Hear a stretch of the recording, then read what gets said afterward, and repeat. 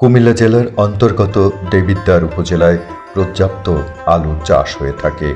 এলাকায় আলুর ফলনও হয় বাম্পার। এবছর উপজেলায় প্রায় ২,০০০ হেক্টর জমিতে আলুর চাষ হয়েছে। ইতিমধ্যেই আলু তোলার মৌসুম শেষ হয়েছে। যেদিকে তাকানো যায় চোখে পড়ে শুধু আলু আর আলু। আলু একটি শ্বেতসার জাতীয় ফসল। আলু পুষ্টির দিক দিয়ে গম ও ভাতের সাথে তুল্য। খাদ্য হিসেবে আলু সহজেই হজম হয়। এখন বাংলাদেশের সব জেলাতেই কম বেশি আলুর চাষ হয়ে থাকে।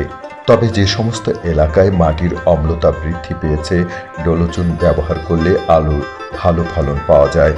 ডোলোচুন এক ধরনের সাদা পাউডার, যাকে ডোলো অক্সি চুন বা ডোলোমাইটও বলা হয়ে থাকে। ডোলোচুন ছিটিয়ে মাটির সাথে মিশিয়ে দিতে হয়। কুমিল্লা জেলাধীন দেবিদ্বার উপজেলার মোহনপুর ইউনিয়নের ভৈশেরকুট গ্রামে ব্যাপক আলু চাষ হয়েছে।